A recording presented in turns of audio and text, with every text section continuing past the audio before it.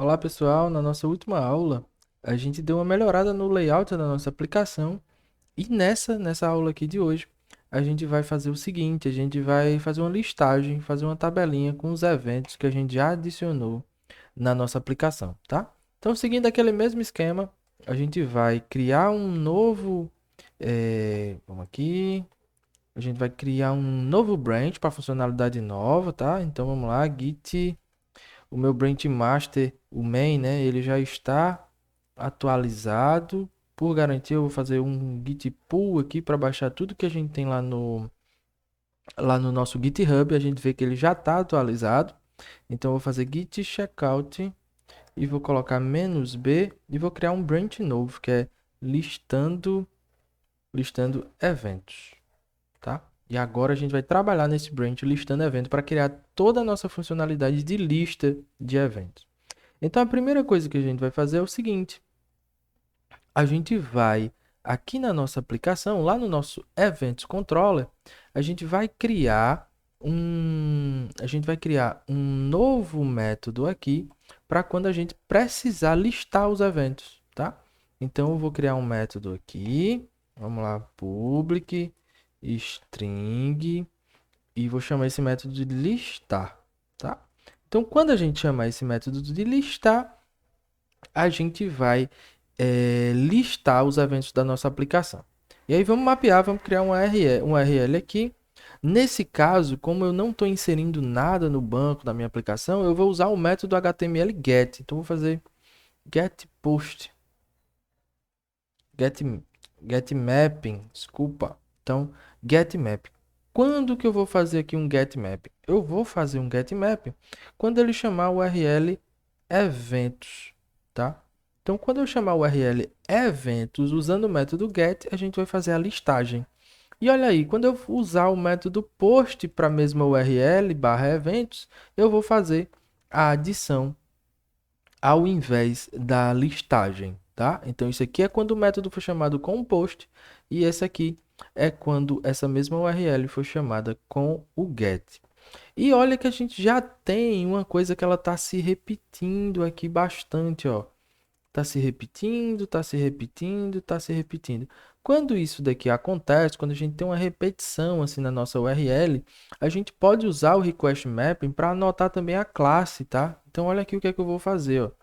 Eu vou dar uma melhorada, eu vou anotar aqui com request mapping a minha classe e essa minha classe ela vai atender a URL barra eventos.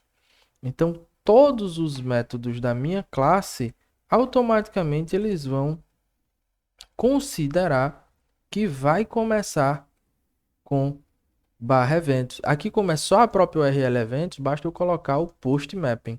E aqui também basta eu colocar o get mapping. Então a partir daqui, todos os métodos, como eu criei esse request mapping aqui em cima, na minha própria classe, todos os métodos desse meu controller vão começar com a URL barra eventos. Então aqui vai ficar barra eventos barra forma, aqui vai ficar barra eventos, mas com o método post, e aqui vai ficar barra eventos com o método get. Eu sempre acho melhor eu dizer no meu mapeamento qual é o tipo de método HTML que eu quero, tá? Então eu não gosto de usar o request mapping aqui para dizer que isso aqui vai ser para um form, tá? Porque quando eu uso o request mapping ele mapeia para todos os métodos HTML. Então o que é que eu vou fazer? HTML não, desculpa. Todos os métodos HTTP, que os métodos são do protocolo de comunicação e não da página, tá? Então, ao invés de deixar request mapping aqui, eu também vou usar get mapping. Eu acho mais interessante a gente fazer isso, tá ok? Então a gente já tem aqui um get mapping, a gente já tem aqui um post para URL eventos e a gente tem agora o nosso get para URL eventos, só que dessa vez vai ser para fazer a nossa listagem, tá? Então como é que a gente vai fazer a listagem? Primeiro, para a gente fazer a listagem, a gente precisa pegar a lista dos eventos que estão no banco. E como é que a gente faz isso? A gente faz isso através do nosso repository, tá? Então eu vou pegar aqui o meu repository e vou fazer assim, ó. get não, find all. Aquela interface que a gente criou para o repository, vamos lá, vamos olhar o nosso repository como é que tá. Aquela interface, ó, JPA Repository, ele já tem alguns métodos. A gente já viu que já tem o save. A gente tem também um chamado find all, que busca toda a minha lista, tá? Então eu vou pegar essa lista e vou colocar numa variável aqui, que vai ser uma lista de eventos. A gente tem algumas opções aqui, vamos ver aqui, ó. Se eu apertar Ctrl 1 aqui no Eclipse, numa linha dessa daqui, ele já me dá uma opção para eu atribuir, tá? Eu atribuir essa minha resposta desse método, já que esse método ele tem um retorno, esse findAll vai me dar um retorno, atribuir uma variável local aqui no meu método. Então eu vou usar ele, ó. E ele já cria para mim essa lista de eventos, tá? Então ele chamou aqui com o mesmo nome do método, não vou chamar com esse nome, eu vou chamar de eventos no plural, tá ok? Então já pegamos aqui a nossa lista. Eu vou parar aqui porque a gente ainda tem erro e aí a aplicação ela não vai subir do jeito correto. Então beleza, a gente já pegou a lista. E agora como é que a gente faz para mandar essa lista lá para minha página? Porque eu vou precisar dessa lista de eventos para eu poder criar a minha tabela lá na minha página. Então, retornando em string, a gente não consegue fazer isso, tá? Então, eu vou fazer o seguinte, eu ao invés de criar um string, o Spring tem um objeto aqui chamado model and view, tá? E esse objeto aqui, ó, model and view, ele basicamente vai poder retornar modelos dentro dele, além da visão que eu quero. Então, o model and view, vou chamar aqui de MV e vou dizer que eu vou criar um novo model and view. Quando eu estou criando um model and view, eu posso aqui, já no construtor dele, dizer qual é a página que eu quero. Qual é a página que eu vou querer retornar. E a minha página, ela vai estar aqui, ó, dentro dessa pasta eventos. Então, vou botar aqui eventos, tá? E eu vou dar o nome dessa página de lista. Então, dentro de eventos barra lista, eu vou ter aqui um HTML com a listagem dos meus modelos, tá? Então a gente já criou o model view, já disse qual seria a página que a gente iria, que a gente vai redirecionar a minha aplicação, que eu vou carregar para o usuário. Tá faltando uma coisinha aqui que eu vou fazer, que vai ser o seguinte, eu vou colocar os meus objetos na minha lista dentro desse model view. Então, mv.addObject, tá? Esse daqui, ó, esse addObject. Eu vou dar um nome para esse atributo, tá? E aqui é o nome, esse primeiro parâmetro aqui, ele é o nome da minha lista que eu vou precisar para poder utilizar esse objeto, esse conjunto, tá? Eu vou chamar ele de eventos. Esse nome é o nome que eu vou chamar lá no meu HTML, lá com timeleaf, tá? E aqui eu vou passar qual é o objeto de fato, e o objeto de fato está dentro da variável eventos, tá ok? Notem que esses nomes aqui são iguais, mas eles não são a mesma coisa, tá? Esse eventos é o nome da minha variável que tem uma lista de eventos dentro. Esses nomes poderiam ser diferentes. E esse eventos aqui é o nome que eu estou dando a esse conjunto para o meu model view, tá certo? Então, feito isso, o que é que a gente tem que fazer? A gente tem que retornar o nosso model view, tá? Porém, eu criei o meu método do tipo string, então a gente vai mudar. Aqui ele já me dá uma opção, ó. Altere o método para o retorno do tipo model view. Então já vou usar aqui, já deixei ele como do tipo model view. E isso daqui já deveria funcionar para a gente, tá certo? A gente só tem um problema aqui ainda, a gente não tem essa lista. Então se a gente rodar a nossa aplicação, vamos tentar rodar aqui. E eu vou chamar essa URL aqui eventos, vamos lá. Rodou nossa aplicação. Eu venho aqui para a gente rodar, para a gente chamar essa URL eventos. Eu não tenho ela aqui no menu ainda, porque eu quero fazer uma coisa diferente. Vou chamar aqui de eventos, sem o barra form, só eventos. Se eu estou chamando aqui pela própria URL, isso aqui é um método get. Então, automaticamente, ó, ele vai tentar executar aquele método. Ele executou. Porém, ó, eventos barra lista não existe. Esse template aqui não existe, ó. E se a gente vier aqui no console, vocês vão ver o erro. Ó, o comecinho do erro, ele está dizendo, ó, tentou resolver eventos barra lista, mas esse template pode não existir ou não estar acessível. Mas a gente vê, ó, aqui no log do Hibernate que ele selecionou, ele fez um select na tabela de eventos, tá? Então ele chamou, ele pegou a lista de eventos que eu tinha e enviou essa lista para a página. Só que a página não existe e aí deu um erro. Então vamos criar essa lista, tá? Então eu vou aproveitar aqui esse formulário de eventos, tá? Eu vou copiar essa página e vou colar aqui dentro da pasta de novo, só que dessa vez com o nome lista, tá? E aqui dentro dessa página lista eu vou fazer as alterações. Por que que eu fiz esse copiar e colar? Porque eu queria já ter aqui o link para o CSS, eu queria já ter esse XML aqui com a referência para o Timeleaf, eu já queria ter o meu menu aqui configurado, tá? Então aqui não vai se chamar adicionar evento, vai se chamar, vamos ver aqui o nome, vai se chamar lista de eventos. Vai ser o nome que a gente vai ter aqui nesse H1. E aqui a gente não vai ter um form, tá? A gente vai criar uma tabela pra gente.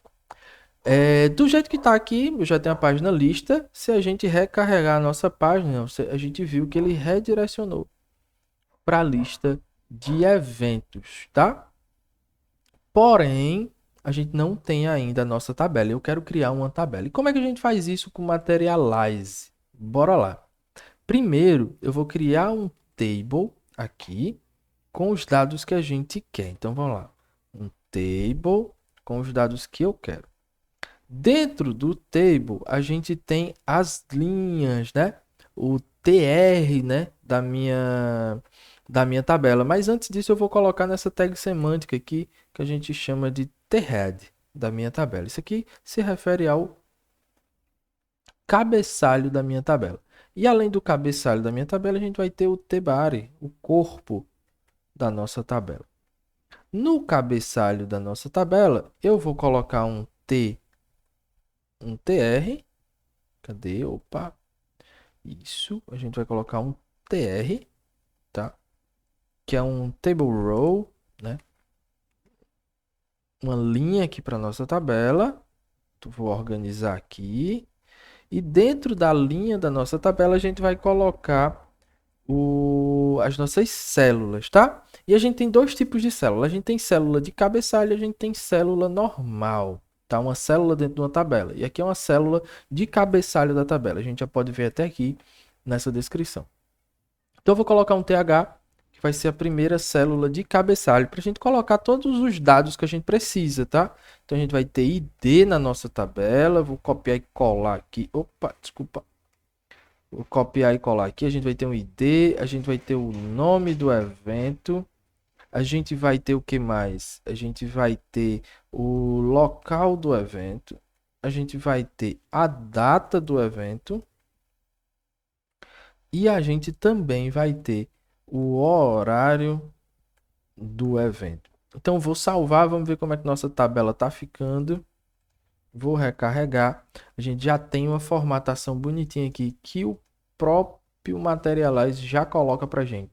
Vê que é uma tabela, já usa uma formatação bonitinha.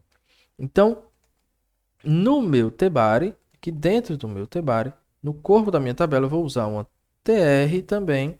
Isso aqui a gente vai deixar dinâmico, tá? Mas por enquanto a gente vai construir primeiro o modelo da tabela. E aqui dentro eu vou colocar um td, tá? Vou colocar um td. Então, para a primeira coluna da tabela, eu vou ter um id, por exemplo, 1, tá? Para a segunda coluna da minha tabela, eu vou ter um nome, por exemplo, aniversário de João. Na terceira linha eu vou ter um local. Eu vou dizer que o aniversário de João vai ser no clube. A gente está usando o Google Meets, né? porque a gente está num período de pandemia e a gente não pode confraternizar. Mas eu vou colocar aqui, vamos considerar que a gente acabou esse período infame. Então lá vai. Vou colocar uma data, isso aqui vai acontecer no dia 25 de fevereiro de 2021.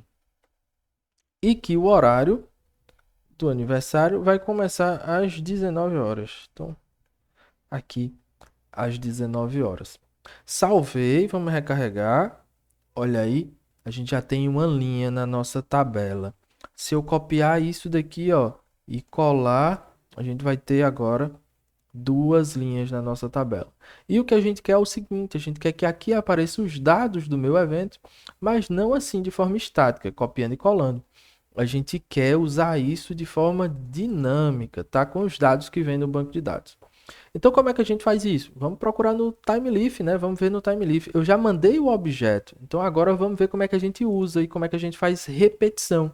A gente vai precisar de uma repetição aqui, ó, na formação dessa linha, para que ela seja formada automaticamente com base nos dados que vem da tabela. Então lá vai, vamos no TimeLeaf e vamos procurar.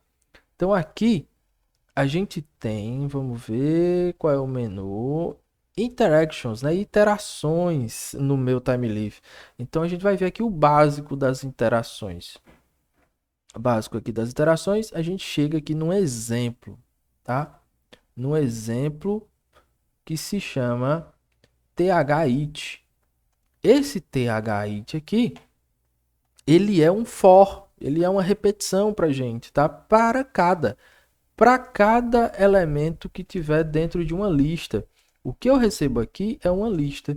E o que eu digo aqui é o nome da variável que vai iterar em cima dessa lista. Então, para cada elemento que eu tiver dentro dessa lista, a primeira vez prod vai estar com o primeiro elemento, na segunda vez prod vai estar com o segundo elemento, e assim sucessivamente, tá? Só que o que eu vou fazer é que eu não vou usar prod, eu vou usar o nome da variável que eu dei lá no meu controller. Então vamos ver como foi o nome da variável, vamos recapitular aqui. A gente chamou de eventos.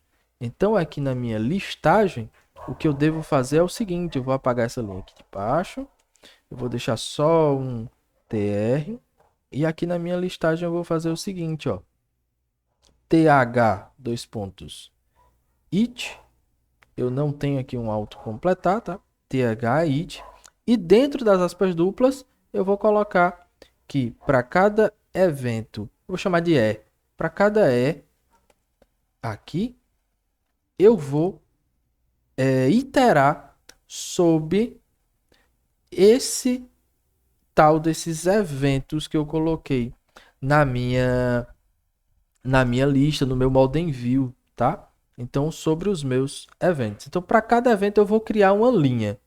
Vamos ver o que é que acontece aqui agora.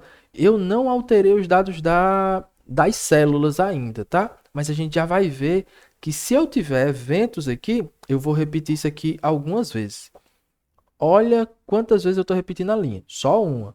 Mas se eu for lá, ó, e recarregar, a gente vê que ele repetiu essa linha 3 vezes. Então isso aqui já significa que nesse meu conjunto de eventos eu tenho pelo menos 3 elementos. E como é que a gente faz para colocar os dados de cada um dos elementos? Bora lá no tutorial aqui do TimeLeaf de novo, ó. Eu posso dizer aqui, ó, num elemento HTML, eu posso usar essa propriedade aqui, ó, thText, tá? Para dizer que dentro desse elemento eu vou inserir o que tem aqui dentro, tá? E esse texto que eu estou deixando aqui por padrão, ele vai ser substituído, tá certo? Então eu vou usar lá, ó.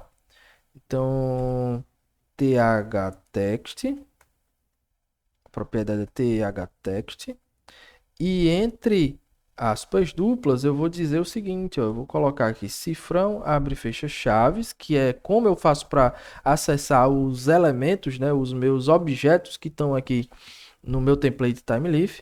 O nome do meu objeto é porque foi esse nome aqui que eu dei, ó. Então é ponto id. ID é o nome da minha propriedade que eu defini no meu modelo, ó. Tem uma propriedade chamada ID, certo?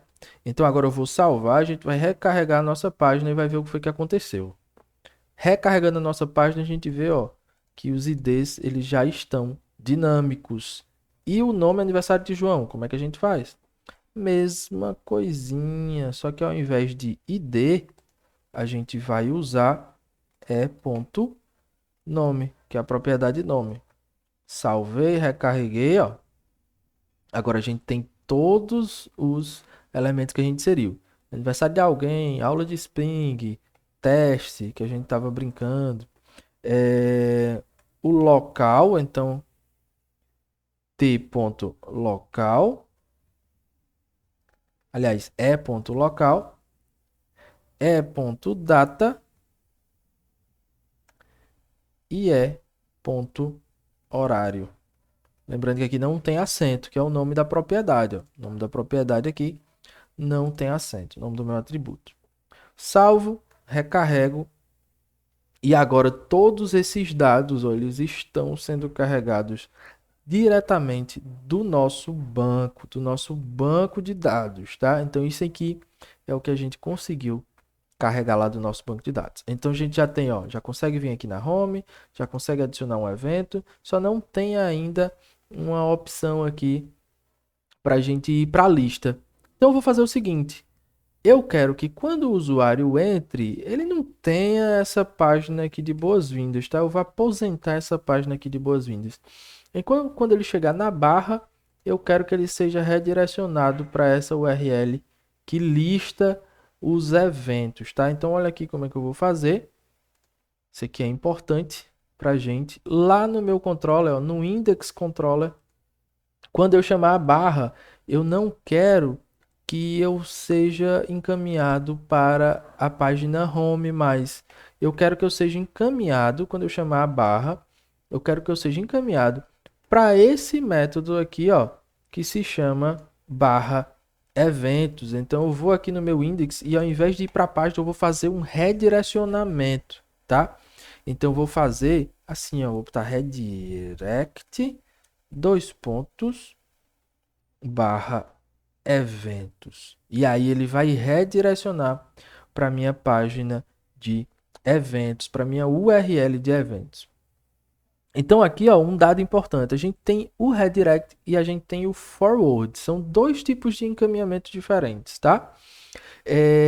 O redirect, ele vai fazer o seguinte, quando eu executar alguma coisa, ele manda a resposta para o meu browser e diz assim, olha, deu certo a sua requisição e você redireciona para essa página. E quando eu uso forward, sim.